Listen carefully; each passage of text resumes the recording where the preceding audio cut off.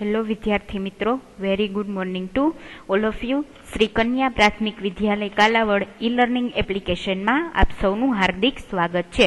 બરાબર, ધોરણ 6 વિષય વિજ્ઞાન, એની અંદર ચેપ્ટર નંબર 9. હવે એની અંદર આપણે 2 લેક્ચર છે એ અભ્યાસ કરી ગયા. ત્યારબાદ આજે આપણો ત્રીજો લેક્ચર છે. હવે આપણે જસ્ટ છે આગળના 2 લેક્ચર છે એનું રિવિઝન કરી લઈએ. બરાબર, હવે તો ફર્સ્ટ લેક્ચરની અંદર છે એ આપણે નિવાસ સ્થાન કોને કહેવામાં આવે છે અને અનુકૂલન કોને કહેવામાં આવે છે એની ડેફિનેશન જોઈ અને એના વિશે માહિતી મેળવી. ત્યારબાદ અલગ અલગ નિવાસ સ્થાનની અંદર વસતા છે પ્રાણીઓના ઉદાહરણ જોયા, જેની અંદર આપણે ઊંટ છે, માછલી, એ બધા અલગ અલગ પ્રાણીઓ છે એના ઉદાહરણ જોયા હતા. બરાબર, ત્યારબાદ સેકન્ડ લેક્ચરની અંદર આપણે ભૂનિવાસ સ્થાન અને જલીય નિવાસ સ્થાન કોને કહેવામાં આવે છે તેના વિશે અભ્યાસ કરેલો. ત્યારબાદ એની અંદર વિવિધ નિવાસ સ્થાનની સફર છે એની અંદર આપણે અભ્યાસ કરેલો હતો.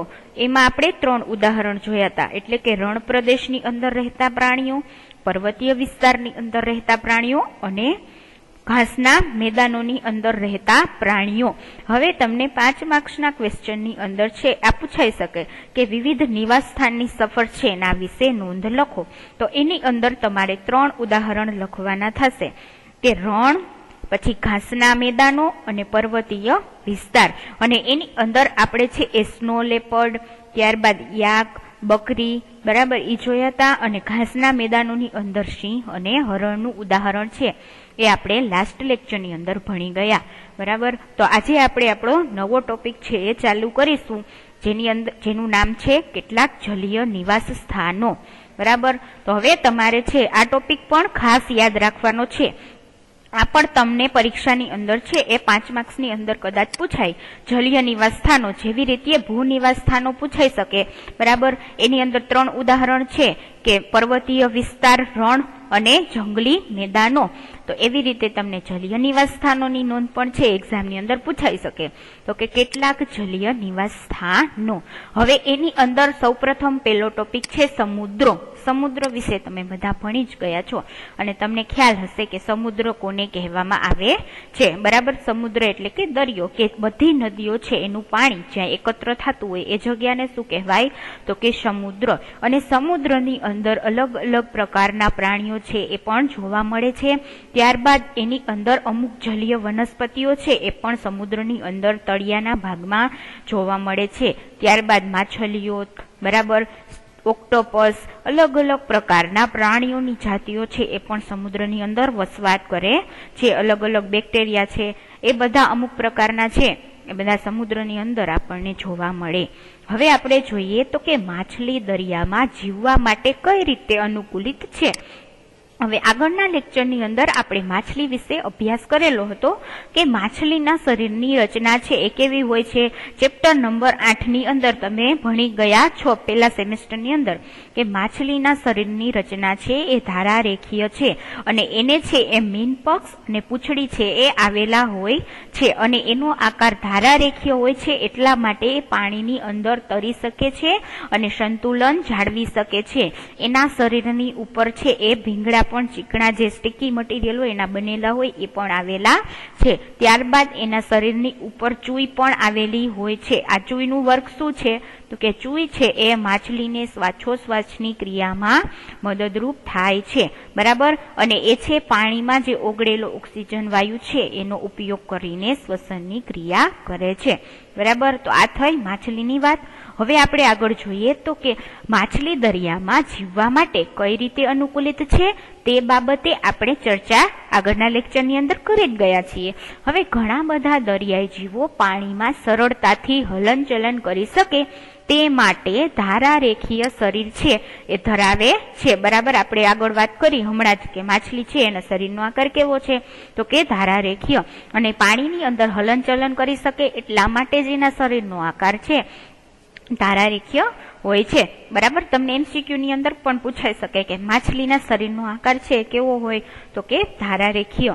બરાબર, હવે કેટલાક દરિયાઈ પ્રાણીઓ જેવા કે સ્ક્વિડ છે જે એક મૃદુકાય પ્રાણી છે અને સ્ક્વિડ છે જે 8 પગ અને 2 સ્પર્શકો છે એ ધરાવે છે. ત્યારબાદ બીજું એક ઉદાહરણ છે કે ઓક્ટોપસ. ઓક્ટોપસની રચના છે તમે કદાચ જોઈ જ હશે કે એને છે 8 પગ હોય છે અને કે એ સ્ટાર જેવું ગોળાકાર એની રચના હોય છે અને એની અંદરથી 8 પગ છે એ નીકળે છે, બરાબર. એ પણ દરિયાની અંદર તળિયાની બાજુએ રહેલું હોય છે. હવે ઓક્ટોપસના શરીર ધારારેખીય હોતા નથી. તમે ઓક્ટોપસ અને સ્ક્વિડ છે જે અલગ પ્રકારના પ્રાણીઓ છે એને તમે જોયા હોય તો એનું શરીર માછલીની જેમ ધારારેખીય નથી, બરાબર. એનું શરીર કેવું હોય છે, એનો આકાર તો કે ગોળાકાર. હવે તેઓ ક્યાં રહે છે તો કે તેઓ દરિયાના તળિયે રહે છે અને જે શિકાર તેમના તરફ ગતિ કરે છે તેને તે પકડી લે છે. હવે જુઓ વિદ્યાર્થી મિત્રો, દરિયાની અંદર અલગ અલગ પ્રકારના નાના મોટા બધા પ્રાણીઓ છે વસવાટ કરે છે. હવે અમુક જે એનો શિકાર છે, હવે તમને પ્રશ્ન થાય કે ઓક્ટોપસ ને બધા છે તો દરિયામાં છે તળિયાના ભાગમાં રહે છે તો એ ખોરાક તરીકે શું લેતા હશે, તો અમુક જે નાની માછલીઓ છે, બરાબર, એ બધું જે જીવજંતુઓ છે એ દરિયાની અંદર આમ તેમ ફરતા જ હોઈએ છે, એનો તે ખોરાક તરીકે ઉપયોગ કરે છે. જોકે જ્યારે તેઓ પાણીમાં હલનચલન કરે છે ત્યારે તેમના શરીરને તેઓ ધારારેખીય શેપમાં એટલે કે આકારમાં બદલી દે છે. બાકીના જે રેસ્ટિંગ ટાઈમ હોય ત્યારે એ કેવા હોય તો કે ત્યારે એનો જે મેઇન આકાર હોય એવા જ હોય, પરંતુ જ્યારે એ દરિયાની અંદર તરતા હોય ત્યારે એનો આકાર કેવો કરી દે તો કે ધારારેખીય. આ પ્રાણીઓમાં પાણીમાં ઓગળેલો ઓક્સિજન વાપરવા માટે ચૂઈ પણ હોય છે. જેવી રીતે માછલીની અંદર છે એ ચૂઈ આવેલી હોય, બરાબર, કે જેની મદદથી એ પાણીમાં ઓગળેલો ઓક્સિજન વાયુ છે એ લઈ અને શ્વાસોશ્વાસની ક્રિયા છે એ કરી શકે. એવી જ રીતે ઓક્ટોપસ અને સ્ક્વિડની અંદર પણ ચૂઈ છે એ આવેલી હોય છે. હવે ડોલ્ફિન અને વહેલ જેવા કેટલાક દરિયાઈ જીવોને ચૂઈ છે એ હોતી નથી. ડોલ્ફિન શું છે તો કે એ માછલીનો એક પ્રકાર છે અને વહેલ શું છે તો કે એ પણ એક માછલી છે જેનો સસ્તન વર્ગની ફેમિલીમાં સમાવેશ થાય છે. એટલે કે મેમેલિયન ફેમિલી જે છે સસ્તન વર્ગના પ્રાણીઓ, બરાબર, ડોલ્ફિન અને વહેલનો સમાવેશ તેની અંદર થાય છે. તો એ તમને પ્રશ્ન થાય કે માછલી છે, આપણે આગળના લેક્ચરની અંદર જોયું કે માછલી છે એ શ્વસન ક્રિયા છે શેની મદદથી કરે છે તો કે ચૂઈની મદદથી. તો હવે ડોલ્ફિન અને વહેલ જેવા પ્રાણીઓ છે જે દરિયાઈ જીવો છે એને શું હોતું નથી તો કે ચૂઈ હોતી નથી. તો તેઓ નસકોરા કે સ્વચ્છંદ છિદ્રો જે તેમના માથાના ઉપરના ભાગે ગોઠવાયેલા હોય છે તેના દ્વારા હવા છે એ અંદર લહે છે. શું તો કે તમારે ખાસ યાદ રાખવાનું, તેઓ શું કરે છે, શેના દ્વારા હવા લે છે, એની પાસે ચૂઈ ન હોય તો કે નસકોરા અને સ્વચ્છંદ છિદ્રો દ્વારા તેઓ માથાના ઉપરના ભાગે છે જે ગોઠવાયેલા હોય છે તેના દ્વારા છે એ હવાનું શું કરે છે તો કે અંદર લે છે અને શ્વાસોશ્વાસની ક્રિયા છે એ કરે છે. તેના વડે તેઓ જ્યારે પાણીની સપાટી પર નજીક તરતા હોય ત્યારે શ્વાસ દ્વારા પણ હવા અંદર લહે છે. તેઓ લાંબા સમય સુધી શ્વાસ લીધા વગર પાણીની અંદર રહી શકે છે. હવા શ્વાસમાં લેવા માટે તેઓ સમયાંતરે સપાટીની બહાર આવે છે. શું તમે ડોલ્ફિનની આ રસપ્રદ પ્રવૃત્તિને ટેલિવિઝનના કાર્યક્રમમાં કે સમુદ્રી જીવન પરની કોઈ ફિલ્મમાં જોઈ છે? હવે તમને એક પ્રશ્ન પૂછવામાં આવ્યો છે કે તમે બધા છે એ ડિસ્કવરીની અંદર સરસ મજાની ડોલ્ફિન છે એ ઘણી વખત બતાવતા હોઈએ છે, તો તમે ક્યારેક જોયું હોય તો ડોલ્ફિન છે એ દરિયાની અંદર વહી જાય છે, પછી થોડીક મિનિટ થાય એટલે આમ કૂદીને ઉપર આવે છે, જેને તમે ઉડતી પણ જોઈ હશે, બરાબર. હવે ડોલ્ફિન છે એકદમ વજનદાર છે એ પ્રાણી છે. તો ડોલ્ફિન વિશેની ઘણી રસપ્રદ છે એ વાતો છે એ હું તમને કહીશ. તો કે ડોલ્ફિન પાસે 2 સ્ટમક હોય છે. સ્ટમક એટલે કે જઠર. ડોલ્ફિનની પાસે 2 જઠર રહેલા છે. ત્યારબાદ તે 1000 ફૂટ ઊંચાઈ સુધી કૂદકો મારી શકે છે.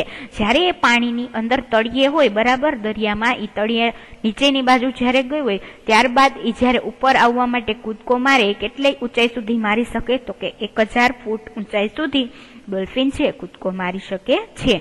અને એનું આયુષ્ય કેટલું હોય તો કે તે 50 વર્ષ સુધી જીવી શકે છે. ડોલ્ફિન 50 વર્ષ સુધી જીવી શકે છે. ડોલ્ફિનની કેટલી જાતિ છે અલગ અલગ પ્રકારની તો કે 40 છે એ જાત આવેલી છે. તે અત્યંત ઇન્ટેલિજન્ટ પ્રાણી છે. બધા પ્રાણીઓની અંદર સૌથી વધારે ઇન્ટેલિજન્ટ પ્રાણી કયું છે તો કે ડોલ્ફિન, અને ડોલ્ફિન તેના ખોરાકને ક્યારેય ચાવતી નથી. બરાબર, તો આ છે ખાલી હું તમને તમારી માહિતી માટે છે એ મેં તમને આ બધા ફેક્ટ છે ડોલ્ફિન વિશે એ કહેલા છે, જે તમારે જસ્ટ તમારી ઇન્ફોર્મેશન માટે યાદ રાખવાના છે. બરાબર, તો આ આપણે ડોલ્ફિન અને વહેલ વિશે છે એ અભ્યાસ કર્યો. હવે આપણે નેક્સ્ટ જોઈએ સમુદ્ર ટોપિક છે એ આપણો અહીંયા કમ્પ્લીટ થાય છે. હવે આપણે જોઈએ તળાવો અને સરોવરો. હવે તમે બધાએ તળાવ છે એ જોયું જ હશે. બરાબર, હવે ગામડાની અંદર અલગ અલગ છે એ જગ્યાએ તળાવ છે એ આવેલા હોય છે, જેની અંદર અલગ અલગ પ્રકારની વનસ્પતિઓ છે એ પણ ઉગેલી હોય છે. ત્યારબાદ નાની નાની માછલીઓ છે, અમુક પ્રકારના જીવજંતુઓ, ત્યારબાદ દેડકાઓ, એ બધા શું હોય તો કે તળાવની અંદર છે એ વસવાટ કરતા હોય છે. ત્યારબાદ તળાવની જે ઉપરની બાજુએ અમુક ટાઈમ થાય એટલે પાણી જ્યારે ગંદુ થવા માંડે ત્યારે તળાવની ઉપરની પાણીની સપાટી ઉપર તમને ગ્રીન કલરનું એટલે કે લીલા કલરનું એક આમ વાદળી કલર જેવું લેયર છે એ જોવા મળે છે. એ શું છે તો કે એ લીલ છે. એ એક પ્રકારની વનસ્પતિનો જ એક ભાગ છે. બરાબર, હવે જોઈએ શું તમે ક્યારેય તળાવ, સરોવર, નદી કે નાળામાં પણ વનસ્પતિ છે એને ઉગેલી જોઈ છે? તમને અહીંયા પ્રશ્ન પૂછ્યો છે કે શું તમે ક્યારેય નદી, નાળા, તળાવ કે સરોવરની અંદર નાની નાની જે વનસ્પતિ ઉગેલી હોય એને તમે જોઈ છે? જો શક્ય હોય તો તમે શું કરો તો કે નજીકના તળાવની મુલાકાત પર જાઓ અને તેમાં જોવા મળતી વનસ્પતિનું અવલોકન કરો. આ વનસ્પતિના મૂળ, પ્રકાંડ અને પર્ણો કઈ રીતે ગોઠવાયેલા છે એનું પણ અવલોકન કરો.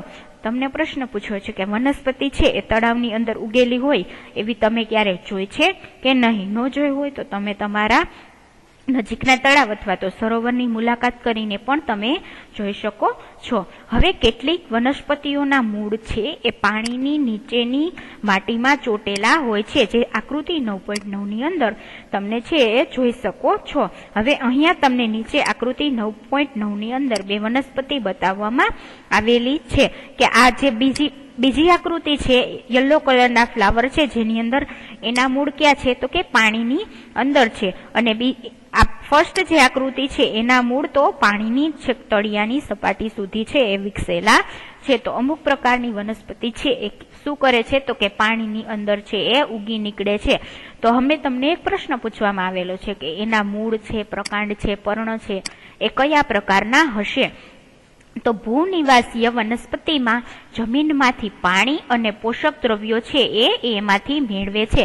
જો વિદ્યાર્થી મિત્રો તમને અહીં સરસ મજાની આકૃતિ 9.9 આપેલી છે, જેની અંદર કેટલીક જલીય વનસ્પતિઓ પાણી પર તરે છે. જે અહીં બાજુની આકૃતિ છે, આકૃતિ નંબર 2, તમે જોઈ શકો છો કે વનસ્પતિ શું કરે છે તો કે પાણીની અંદર તરે છે. તમે અહીંયા ક્લિયરલી જોઈ શકો છો કે એના મૂળ છે એ પાણીની અંદર છે, જ્યારે એ કેવી છે, એના પર્ણો અને ફ્લાવર ને બધું પાણીની તળિયે નહીં પરંતુ પાણીની સપાટી ઉપર રહેલા છે. કેટલીક વનસ્પતિના મૂળ તળિયે માટીમાં જકડેલા હોય છે. હવે આકૃતિ 1 ની અંદર પણ તમે જોઈ શકો છો કે એ વનસ્પતિના મૂળ છે એ દરિયાની જે તળિયાની સપાટી છે ત્યાં જકડાયેલા હોય છે. હવે કેટલીક જલીય વનસ્પતિઓ પાણીમાં ડૂબેલી પણ હોય છે. હવે અહીંયા વચ્ચે જે તમને આકૃતિ આપેલી છે એ વનસ્પતિ છે પાણીની અંદર તળિયાના ભાગે છે એ ડૂબેલી છે. હવે ભૂનિવાસીય વનસ્પતિ જમીનમાંથી પાણી અને પોષક દ્રવ્યો છે એ મેળવે છે. બરાબર, આ બધા પાણી અને પોષક દ્રવ્યો મેળવીને પોતાનો એ વિકાસ કરે છે, અને એ મેળવવા માટે મૂળ શું છે તો કે સૌથી અગત્યનો ભાગ છે એ ભજવે છે. કોણ તો કે મૂળ છે એમાં સૌથી અગત્યનો ભાગ છે એ ભજવે છે. જોકે જલીય વનસ્પતિમાં મૂળ છે એ કદમાં ઘણા નાના હોય છે. હવે જ્યારે તમે જ્યારે જુઓ કે વનસ્પતિ જે દરિયાની અંદર ઉગતી વનસ્પતિ છે એના મૂળ છે એકદમ નાના હોય છે, જ્યારે જમીન પર ઉગતી વનસ્પતિ છે, ફોર એક્ઝામ્પલ લીમડો છે, વડ છે, એ બધાના મૂળ છે એ કેવા હોય તો કે એકદમ ઊંડા અને એકદમ છે લંબાયેલા હોય છે. બરાબર, આ બંને વચ્ચેનો ડિફરન્સ છે, દરિયાઈ વનસ્પતિ અને ભૂ વનસ્પતિ. અને તેમનું મુખ્ય કાર્ય વનસ્પતિને એક સ્થળે જકડી રાખવાનું છે. મૂળનું કાર્ય શું છે તો કે પાણી અને પોષક દ્રવ્યો છે એને શોષણ કરવાનું અને વનસ્પતિને એક સ્થળે જકડી રાખવાનું છે. હવે આવી વનસ્પતિના પ્રકાંડ કેવા હોય તો કે લાંબા, પોલા અને હલકા હોય છે. હવે પ્રકાંડ એટલે શું? પ્રકાંડનું કાર્ય શું છે? તો કે પ્રકાંડની અંદર જલવાહિની અને અન્નવાહિની એ બંને આવેલી હોય છે. જલવાહિનીની મદદથી પ્રકાંડ છે મૂળ દ્વારા શોષાયેલા પાણીને વનસ્પતિને વિવિધ ભાગ સુધી અને પર્ણો સુધી પહોંચાડે છે. અને અન્નવાહિની છે એનું કાર્ય શું છે? તો કે મૂળ દ્વારા શોષાયેલા જે ખનિજ તત્વો છે અને ખનિજ ક્ષારો છે એને વનસ્પતિના પર્ણો અને અલગ અલગ ડાળીઓ સુધી પહોંચાડવાનું કામ કોનું છે? તો કે અન્નવાહિનીનું. આમ જલવાહિની અને અન્નવાહિની છે પ્રકાંડની અંદર આવેલી હોય છે અને પ્રકાંડ છે એ વનસ્પતિને ટટ્ટાર ઊભી રાખવામાં મદદરૂપ થાય છે. ત્યારબાદ આપણે પર્ણનું પણ કાર્ય જોયું, બરાબર, કે પર્ણનું કાર્ય શું છે? તો કે વનસ્પતિની અંદર ખોરાક બનાવવાનું કામ કોણ કરે છે? તો કે પર્ણ. કઈ પ્રક્રિયા દ્વારા? તો કે પ્રકાશ સંશ્લેષણ. પ્રકાશ સંશ્લેષણ કોને કહેવામાં આવે છે? તો કે વનસ્પતિમાં ખોરાક બનવાની પ્રક્રિયાને પ્રકાશ સંશ્લેષણ કહેવામાં આવે છે, જે તમારે યાદ રાખવાનું છે. હવે આવી વનસ્પતિના પ્રકાંડ કેવા હોય? બરાબર, તો કે દરિયાઈ વનસ્પતિના પ્રકાંડ છે એ લાંબા, પોલા, હલકા હોય છે. કેવા હોય? આ ખાસ તમારે યાદ રાખવાનું, લાંબા, પોલા અને હલકા હોય છે. પ્રકાંડ પાણીની સપાટી સુધી વિકસિત થાય છે. પ્રકાંડ છે એ પાણીની સપાટી છે ત્યાં સુધી શું થાય? તો કે વિકાસ પામે છે. જ્યારે પર્ણ અને ફૂલો છે એ પાણીની સપાટી ઉપર તરતા હોય છે. હવે તમે આગળ આકૃતિ 9.9 જોઈ, એની અંદર તમે 3 પ્રકારની દરિયાઈ વનસ્પતિ વિશે જોયું કે એક વનસ્પતિ કે જે છે દરિયાની સપાટી પર તરે છે અને એના મૂળ છે પાણીની અંદર હોય. એક વનસ્પતિ એવી જ હોય કે જે આખી છે એ દરિયાની સપાટીની અંદર જ આવેલી હોય. અને એક વનસ્પતિ એવી જ હોય કે જે છે એના પર્ણ, ફૂલ છે એ બધું પાણીની બહાર હોય, પરંતુ એના મૂળ છે દરિયાની સપાટીના તળિયે આવેલા હોય છે. હવે કેટલીક જલીય વનસ્પતિઓ પાણીમાં સંપૂર્ણ ડૂબેલી હોય છે. આવી વનસ્પતિના તમામ ભાગ પાણીની અંદર જ વિકાસ પામે છે. આમાંની કેટલીક વનસ્પતિના પર્ણો સાંકડા અને પાતળી પટ્ટી જેવા હોય છે. બરાબર, અલગ અલગ વનસ્પતિના પર્ણો છે એ અલગ અલગ હોય છે.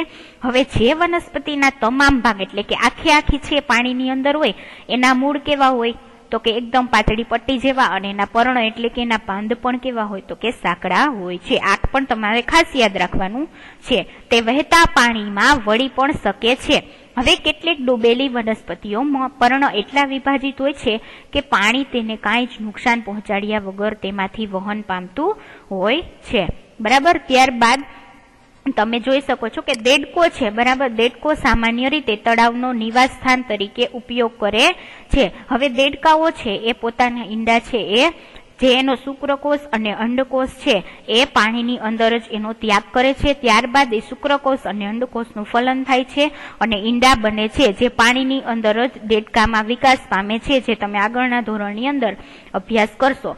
જેને દેડકાનું જીવન ચક્ર છે, અલગ અલગ અવસ્થામાંથી દેડકો છે પસાર થાય છે. હવે દેડકાઓ છે એ પાણીનો છે તળાવના પાણીનો નિવાસસ્થાન તરીકે ઉપયોગ કરે છે. દેડકાઓ તળાવના પાણી અને જમીન એમ બંને પર રહી શકે છે. તમે જોયું હશે જ્યારે વરસાદની સિઝન હોય, ચોમાસું હોય, ત્યારે તમને ઘણા બધા દેડકાઓ છે એ જમીન પર પણ જોવા મળે છે અને બીજા અલગ દેડકાઓ છે એ તમને પાણી પર પણ જોવા મળે છે. હવે તેમના પાછળના પગ છે ખૂબ જ મજબૂત હોય છે, જે તેમને કૂદકો મારવા તથા તેના શિકારને પકડવામાં મદદ કરે છે. તેમને ઝાડ પાદ એટલે કે આંગળીઓ વચ્ચે ચામડી જોડાયેલી હોય તેવા પગ હોય છે, જે તેમને તરવામાં મદદ કરે છે. તમે ક્યારેય તળાવની મુલાકાત લીધી હોય તો તમે જોયું હશે કે દેડકા છે એ પાણીની અંદર તરી પણ શકે છે. શા માટે? તો કે એના પગની રચના એવી હોય છે કે જે આંગળીઓ છે આંગળીઓ વચ્ચે જે ચામડી હોય એ કેવી હોય? તો કે જોડાયેલી હોય છે, જેની મદદથી એ તરી શકે છે. જુદા જુદા રહેઠાણમાં રહેતા પ્રાણીઓ અને વનસ્પતિઓની વિશાળ વિવિધતાની સરખામણીએ આપણે ખૂબ થોડા જાણીતા પ્રાણી અને વનસ્પતિઓની ચર્ચા કરી. બરાબર, હવે પ્રકરણ 7માં સૂચન કરેલી હર્બેરિયમ બનાવવાની પ્રવૃત્તિ કરી ત્યારે તમે પણ વિવિધ પ્રકારની વનસ્પતિઓની નોંધ લીધી હશે.